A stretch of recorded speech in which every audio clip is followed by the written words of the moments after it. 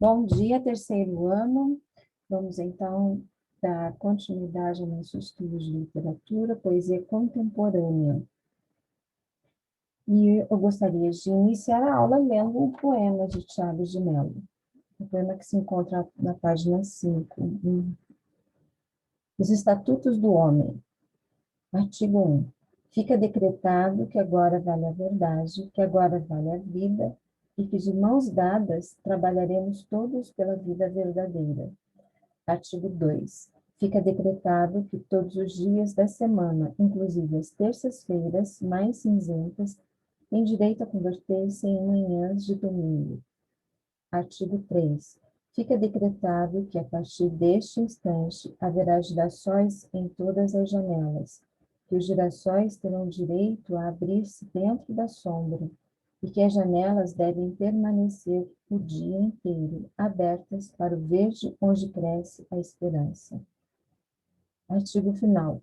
Fica proibido o uso da palavra liberdade, a qual será suprimida dos dicionários e do pântano enganoso das bocas. A partir deste instante, a liberdade será algo vivo e transparente, como um fogo ou um rio, ou como a semente do trigo, e a sua morada será sempre o coração do homem. Bom, na aula passada, então, nós vimos sobre Ferreira do Lar, analisamos duas poesias dele, e hoje vamos dar continuidade ao estudo da poesia contemporânea com Tiago de Mello. Então, vamos lá. Poesia contemporânea, unidade 23, Tiago de Mello. Então, é considerado um dos poetas mais expressivos da poesia regional. Ele é poeta e tradutor. Também passou pelo exílio, de 69 a 77, suas principais obras. De caráter pessoal e lírico, nós temos Silêncio e Palavra, de 1951, Narciso, de 52, Faz Escuro, Mas Eu Canto, em 65, A Canção do Amor Armado, de 66. Essa poesia ela tem um tom que vai modificar-se, vai se tornar engajada e crítica, abordando uma temática social e política. Então, Vento Geral, de 81, Mormaço na Floresta, de 84, De Uma Vez por Todas, de 96, e Campos de Milagre, de 98. Logo depois do golpe militar de 64, Tiago renunciou ao posto de agente cultural e, em 65, foi residir no Rio de Janeiro. Em consequência, sua poesia ganhou forte conteúdo político e indignado com o ato institucional número 1, e por ver a tortura sendo empregada como método de interrogatório, escreveu o seu poema mais famoso, O Estatuto do Homem. Então, vamos considerar um texto político, né, a ditadura no Brasil, e sempre o artista vai representar na sua obra não só essa realidade, como a sua visão de mundo, os seus sentimentos em relação a tudo que está acontecendo. Então, esse poeta também passou por esse período e tem na sua poesia essas marcas. Que vale ressaltar aqui que aparece as imagens mais frequentes, né, em seus poemas. O rio, o companheirismo, o dia, a noite, o amor, amar e cantar, a solidariedade fraterna, senso de justiça e de liberdade, a esperança em um mundo melhor. Então, esses são temas, essa é a sua temática na poesia. Carlos Nejar, esse é um poeta nascido no Rio Grande do Sul,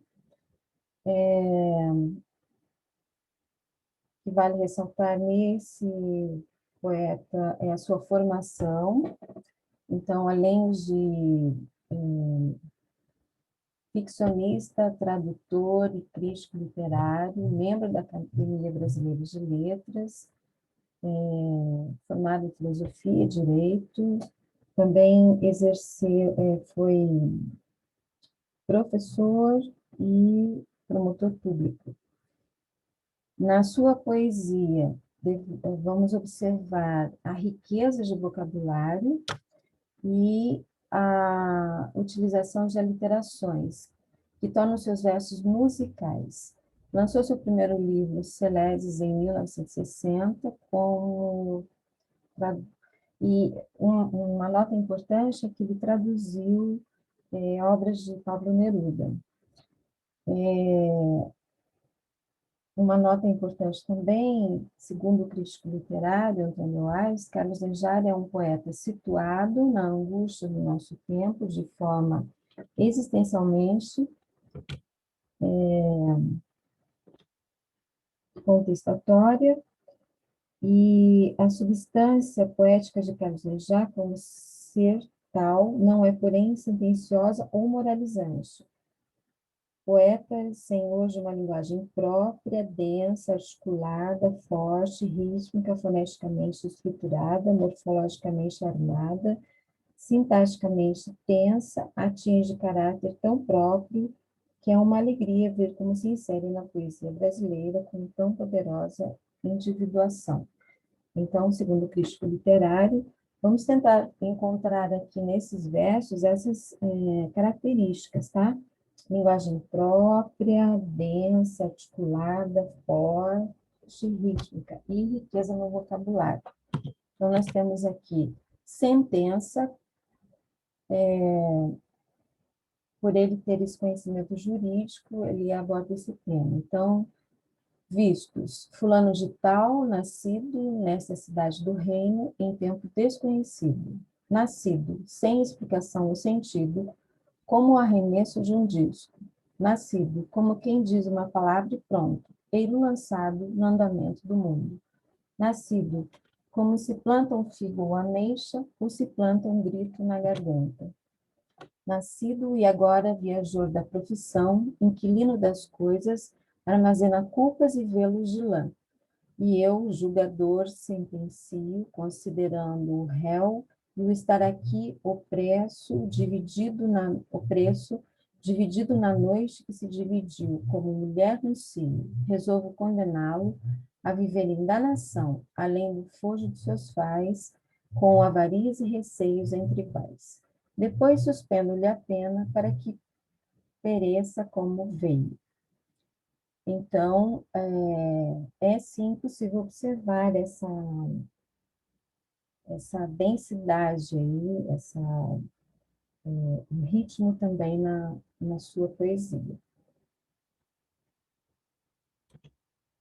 Adélia Prado. Adélia Prado é uma poetisa mineira, nasceu em Minas Gerais. E por que é importante, né, destacar assim? Sempre vamos considerar o seu contexto, a sua origem, porque isso vai refletir realmente nos seus poemas. Então, no caso de Adélia Prado, a sua vida no interior,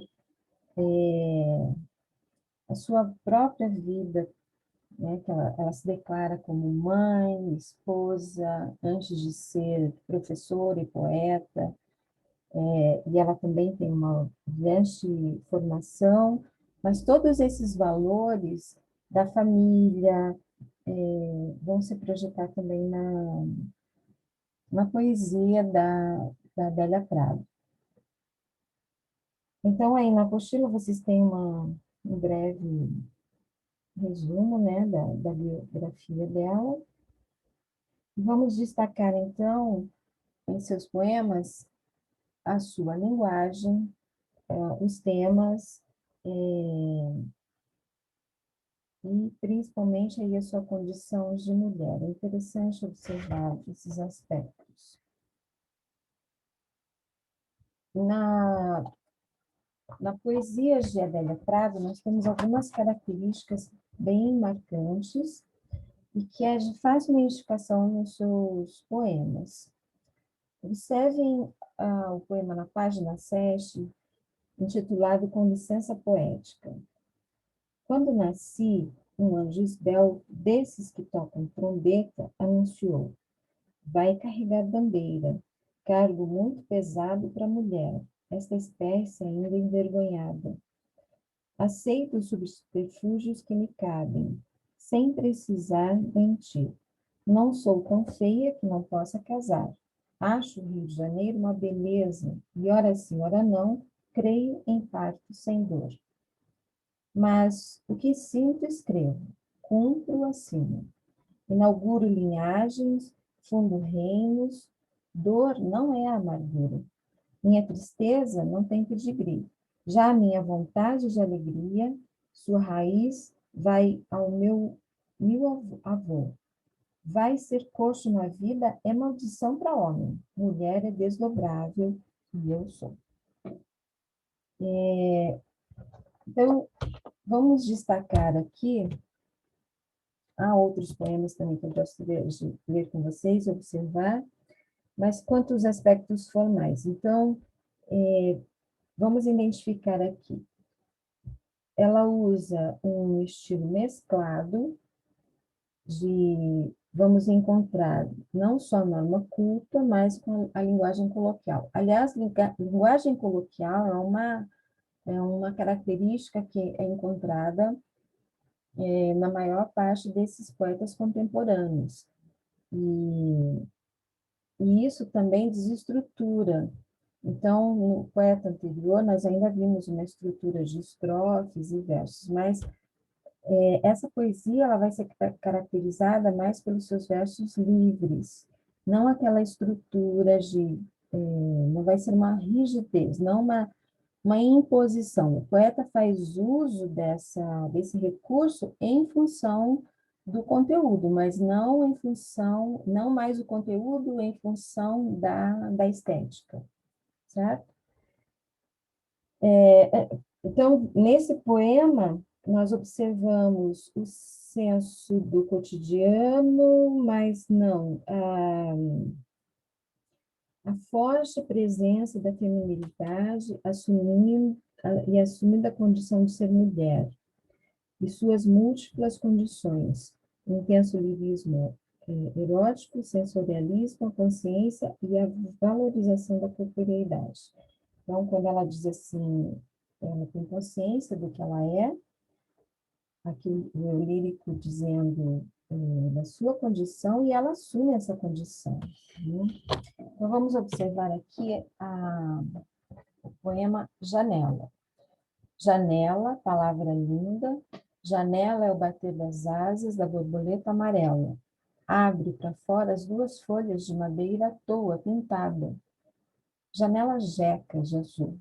Eu pulo você para dentro e para fora, monto a cavalo em você, meu pé esbarra no chão. Janela sobre o mundo aberta, por onde vi o casamento da Anitta esperando o neném, a mãe do Pedro Cisterna urinando na chuva. Por onde vi meu bem chegar de bicicleta e dizer ao meu pai: minhas intenções com sua filha são as melhores possíveis. Ô janela, contrabela, brincadeira de ladrão, clarabóia na minha alma, olho no meu coração.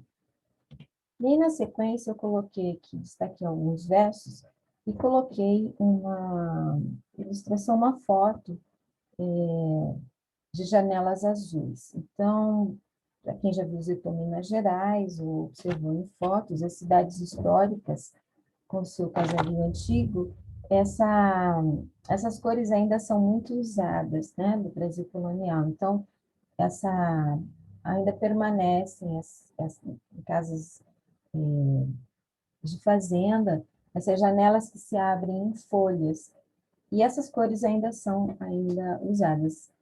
E aí nós temos a janela que agora, a janela de Adélia Prado, que tem um outro sentido. Então, abre para fora as duas folhas de madeira à toa, pintada, janela jeca de azul. Então, vamos observar aqui a linguagem coloquial, a simplicidade, características que que são encontradas. Ela fala do cotidiano, do seu ambiente também. E essa janela do interior, né? Essa vida simples do interior, mas que abre inúmeras possibilidades, porque ela compara essa janela ao olho do seu coração. Então, pronta para viver mais do que esse horizonte que se apresenta. E é isso que nós vamos observar nessa poesia e na obra toda dela, nos contos também. Há mulheres que dizem ao marido, se quiser pescar, pesque, mas que limpe os peixes. Eu não. A qualquer hora da noite me levanto, ajudo a escamar, abrir, retalhar e salgar. É tão bom, só a gente sozinho na cozinha, de vez em quando os cotovelos se esbarram. Ele fala coisas como, este foi difícil, prateou no ar dando rabanadas, e faz o gesto com a mão. O silêncio de quando nos vimos a primeira vez atravessa a cozinha como um rio profundo. Por fim, os peixes na travessa. Vamos dormir. Coisas prateadas espocam. Somos noiva, noivo e noiva.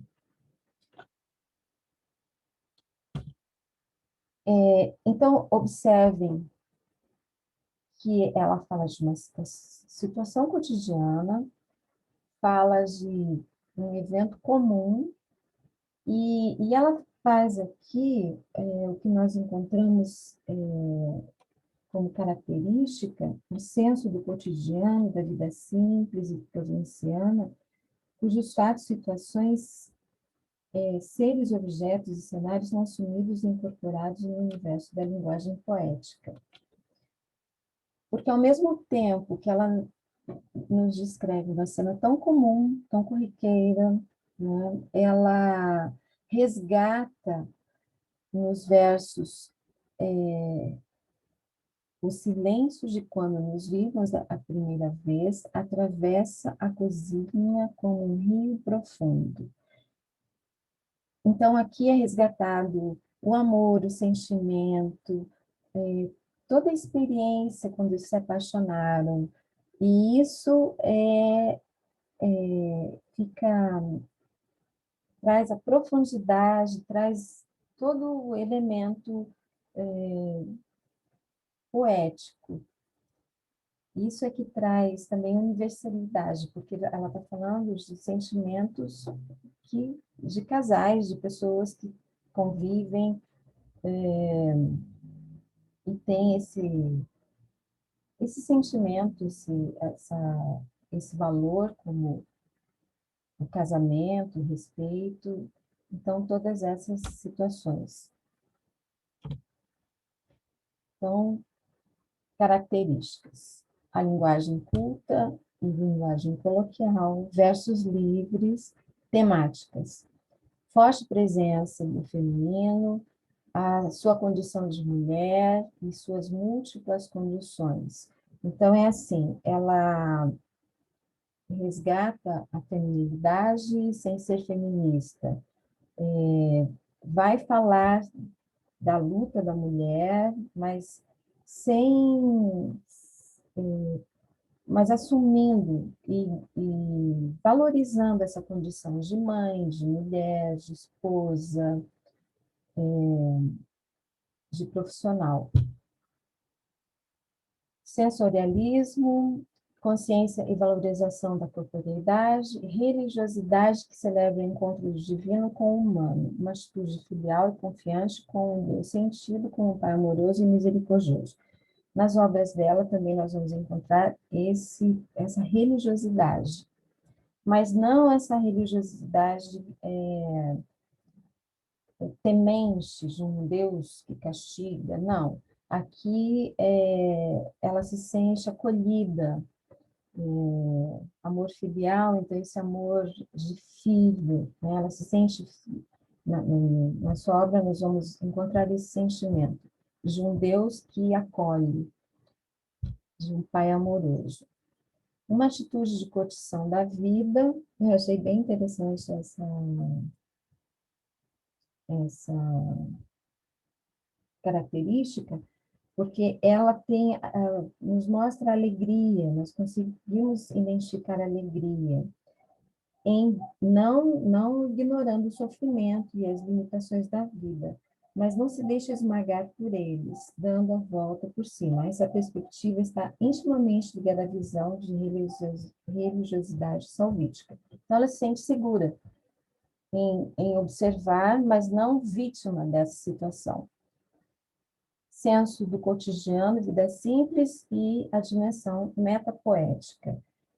O que é a dimensão metapoética? Porque em seus poemas ela vai falar da própria poesia. Então, é a poesia falando da poesia. Então, nós temos aí uma,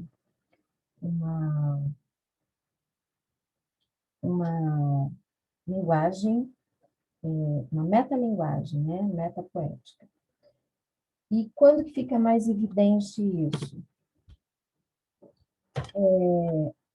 Justamente no texto com licença poética.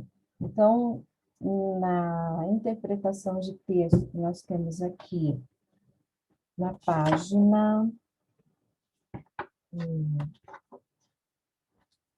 14, nós temos o poema de Carlos Drummond de Andrade e temos o poema de Adélia Prado. Com licença poética é uma referência ao poema do Carlos Drummond de Andrade. Esse poema foi publicado em 1930, então, portanto, muito antes. E o que ele fala? Poemas de 7 faces. Quando nasci, um anjo torto desses que vivem na sombra diz: vai, Carlos, vai ser gosto na vida. As casas espiam os homens que correm atrás de mulheres. A tarde talvez fosse azul, não houvesse tantos desejos. O bonde passa cheio de pernas, brancas, pretas, amarelas. Para que tanta perna, meu Deus? Pergunta meu coração. Porém, meus olhos não perguntam nada. O homem atrás do bigode é sério, simples e forte. Quase não conversa. Tem poucos raros amigos. O homem atrás dos óculos e do bigode. Meu Deus, por que me abandonaste? Não sabias que eu não era Deus? Se sabias que eu era fraco? Mundo, mundo, vasto mundo. Se eu me chamasse Raimundo, seria uma rima, não seria uma solução. Mundo, mundo, vasto mundo. Mais vasto é meu coração. Eu não devia te dizer, mas essa lua, mas esse conhaque botam a gente comovido como o diabo. Então, Carlos Drummond aqui tem uma outra visão, né? Então, uma visão de inadequação, de solidão, de questionamentos, e ele usa a palavra gauche, que é de origem francesa, e que nós trazemos aqui como vai, Carlos, você é desajeitado, você é inseguro, você não tem habilidade, sai mancando pela vida.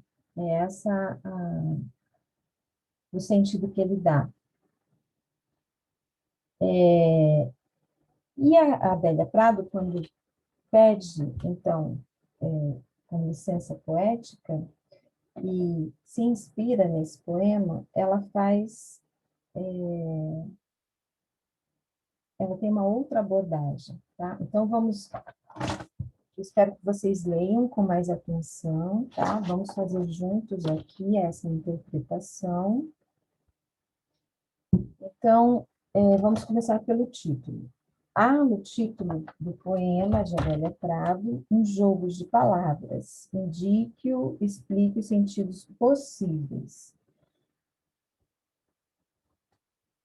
Há aqui uma situação de ambiguidade.